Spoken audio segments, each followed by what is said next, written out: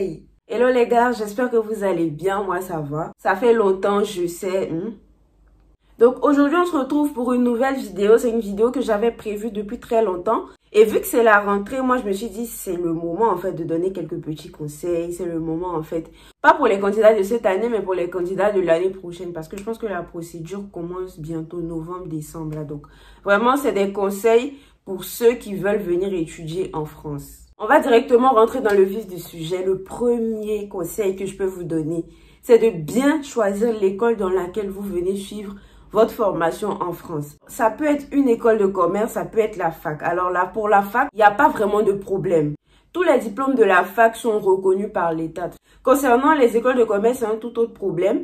Il y a des écoles de commerce qui coûtent extrêmement cher, mais les diplômes ne sont pas reconnus du tout. De toute façon, j'ai déjà fait une vidéo qui parle de ça. Je vous laisse le lien juste en haut. Cliquez là-dessus et puis allez regarder. C'est très très important de faire le bon choix. Le bon choix de l'école, mais également le bon choix de la filière. Je vous dis tout ça parce que je sais que pour la procédure Campus France concernant les facs, c'est compliqué de se faire accepter par une fac en France. Et la plupart des gens, donc la plupart des étudiants, ils veulent forcément venir en France. Donc ils ont tendance à se tourner vers les écoles de commerce. La procédure des écoles de commerce est un peu plus facile, on va dire. Genre, eux, dès que tu payes la scolarité, ils t'envoient ton certificat de scolarité, tu vas demander ton visa, tu viens. Sauf qu'après, le but, c'est pas forcément de venir en France à tout prix pour étudier. C'est de pouvoir avoir de bons diplômes, donc des diplômes solides. Le deuxième conseil, c'est n'idéalisez pas la France. Très sincèrement, je vous dis ça. Et ça, je parle à tout le monde, que ce soit ceux peut-être qui ont l'habitude de venir en vacances ou bien ceux qui ne sont jamais venus en France. Ceux qui ont l'habitude de venir en vacances, quand vous venez en France, vous venez pour les vacances, vous venez pas pour les études. Ça n'a absolument rien à voir. C'est le même pays que vous verrez, mais ça n'a absolument pas les mêmes réalités. Donc, n'idéalisez pas la France. C'est clair que c'est pas du tout comme nos pays africains. Mais il y a beaucoup de pour, il y a beaucoup de contre également. Il y a beaucoup de dépression. Je veux dire, la France n'est pas du tout idéale. C'est pas un pays de rêve où quand tu arrives, comme les gens pensent, quand tu arrives directement, tu te trouves un job, tu vis la vie. Non, c'est pas comme ça en fait la France. C'est pas ça du tout. Quand tu viens en vacances, ok, tu vis, tu as un budget. C'est pas les mêmes réalités. Quand tu viens pour les études, c'est tout autre chose en fait. Donc n'idéalisez pas la France. Et là maintenant, je m'adresse à ceux qui ne sont jamais venus en France. Les gens ont tendance, moi me mets dedans. Quand on fait nos photos, de toute façon, moi, je fais pas des photos pour montrer aux gens que je suis trop bien ici. Non, non, non, je fais des photos parce que j'ai envie de le faire. Mais quand vous voyez nos photos, vous avez tendance à penser qu'on est au paradis. Vous pensez que, genre, on est trop bien, on flex, on est trop bien. Non, c'est pas ça, en fait. Vous savez que les photos, on capture juste un moment, 1 seconde, 10 secondes. Non, ça n'a absolument rien du paradis. On a nos problèmes. Comme je dis tout le temps, les réseaux sociaux, on vous montre ce qu'on a vraiment envie de vous montrer. Très sincèrement, retenez ça.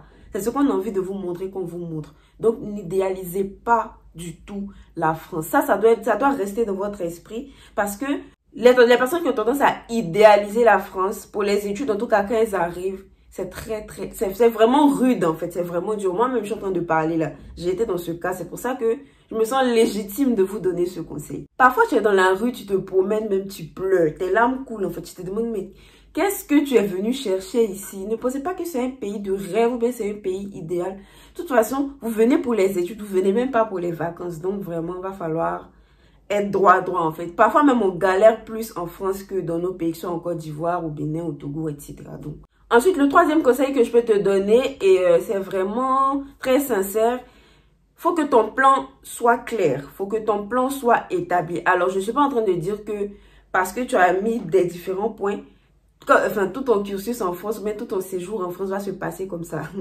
Non, pas du tout. Donc, si tu peux, même, faut faire une liste tout doux.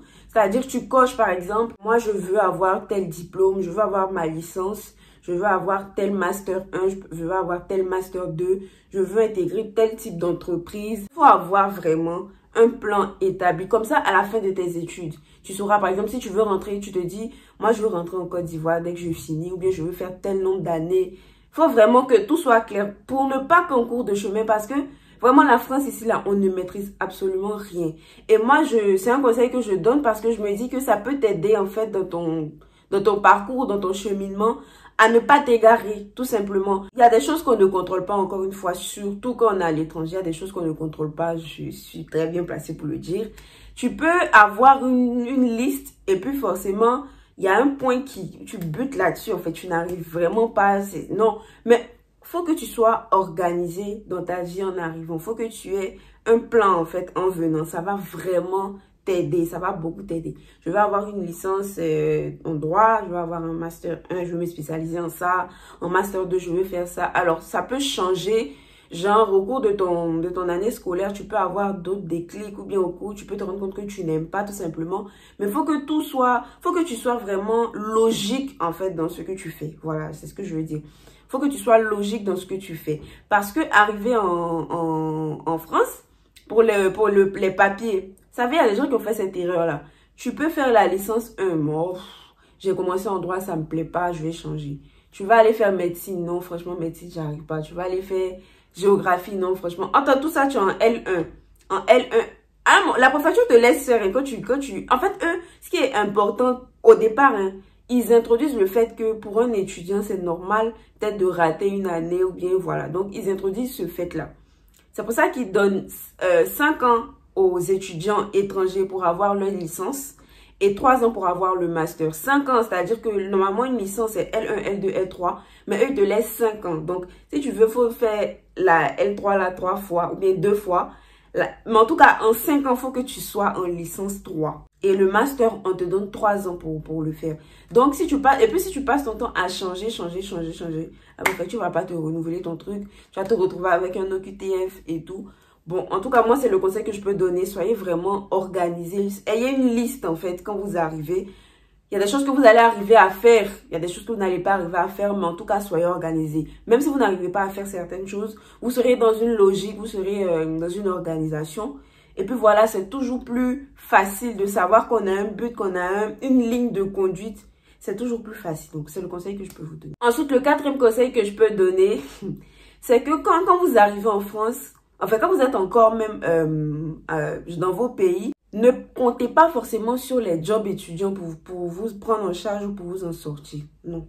Franchement, ça, c'est une grosse erreur. Je sais qu'il y a des gens qui vont à l'école et qui ont des jobs étudiants à côté. Tout le monde n'a pas la même chance et tout. Il y a des gens qui n'ont pas le choix. Privilégiez le fait que vous n'ayez pas de job étudiant au cours de l'année. Quand il y a les vacances, vous pouvez le faire. De toute façon, nous tous, on le fait et tout. Je vous explique pourquoi je le dis. Ceux qui viennent, qui pensent que quand ils vont arriver, le premier mois, ils vont trouver un job étudiant, sachez que c'est pas possible. Le premier mois, tu as ton visa, tu n'as même pas encore ton cachet de l'OFI qui va te permettre de travailler légalement. Tu ne pourras pas travailler. La plupart galèrent avant de trouver un premier job, une première entreprise qui va te faire confiance. Je le dis parce que nos pays en Afrique, bon, en tout cas moi je prends mon cas en Côte d'Ivoire, on n'a pas la notion de job étudiant. C'est-à-dire qu'une fois je suis allée en entretien et on m'a demandé mais pourquoi à votre âge, à votre niveau scolaire, vous n'avez jamais eu d'expérience, truc.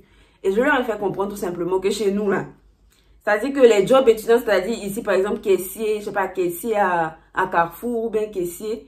En Côte d'Ivoire, caissier à Sokosé ou bien caissier à Cap Sud. Sokosé, Cap Sud, ce sont des grands hypermarchés. C'est ceux qui ont le doctorat, là, c'est eux qui sont caissiers. Donc, toi-même, tu es petit, là. Tu vas voir quel job. Chez nous, là, il n'y a pas forcément cette culture. Après, forcément, il y a des gens qui peuvent le faire, mais la majorité, c'est des gens qui ont beaucoup de diplômes qui accèdent à ces postes de caissier parce que forcément, il n'y a pas forcément beaucoup de chance en fait pour tout le monde. Donc voilà, donc c'est pour ça que je vous dis, ne comptez pas forcément sur les jobs étudiants quand vous arrivez. 5e conseil, ça rejoint un peu le 3e, c'est qu'il faut que tu sois concentré. Quand je dis faut que tu sois concentré, c'est qu'il faut que tu saches où tu vas.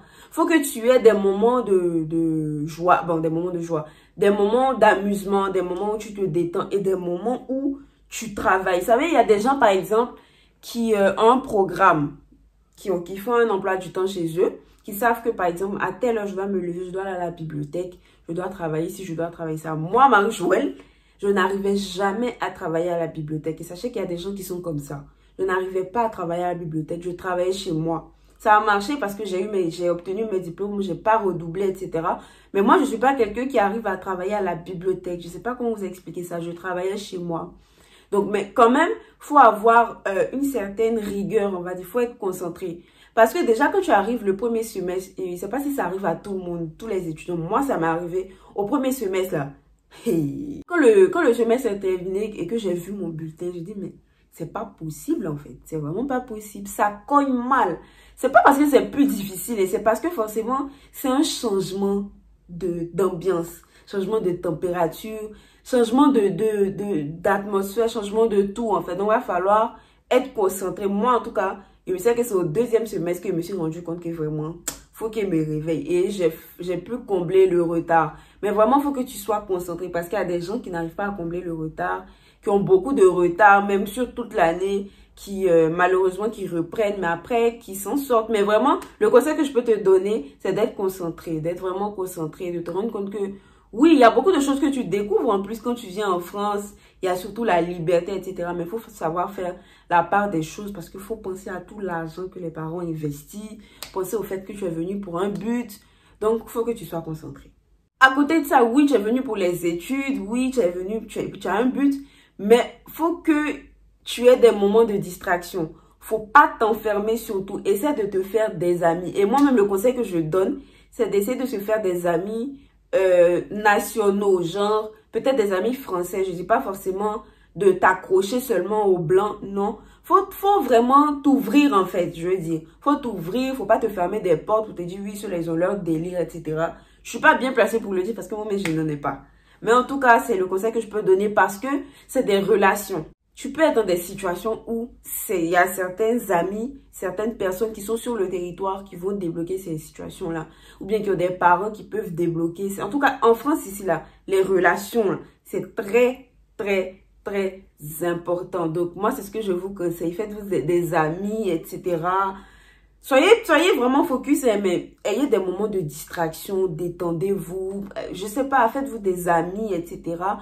Vous êtes venu pour les études, oui, mais dosez, doucement en fait, genre voilà. Alors le 7e conseil, fais le maximum de stages. Alors oui, je sais que en France, pour faire un stage dans une entreprise, il faut que tu aies une convention de stage.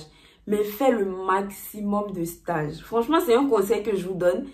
Que vous arriviez en L1, demandez des conventions de stage à vos écoles, faites, même si c'est des stages de 2 mois, des stages de 1 mois, en L1, L2, faites le maximum de stages parce que ça va vous aider. Quand vous serez en train de chercher votre Master 1, parce que ouais, maintenant c'est très très compliqué, on voit même, on regarde bien tout ton CV. Quand vous serez en train de chercher ce Master 1, quand vous serez en Master 2, même en Master 1, il y a des stages qui sont obligatoires. Faites le maximum de stages parce qu'en entretien, ça sera handicapant. Faites le maximum de stages, c'est conseil. Et enfin, le dernier conseil que je peux te donner, je pense qu'il y aurait quand même une partie 2.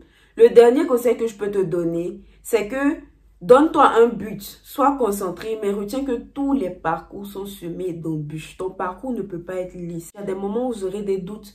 Il y a des moments où ça ne va pas forcément aller à l'école. Il y a des moments où vous ne trouverez même pas peut-être ce que vous cherchez comme travail, etc. Sachez que vous avez une liste. Sachez que vous êtes venu pour un but. Mais dès le premier obstacle, ne vous découragez pas. C'est pas comme ça.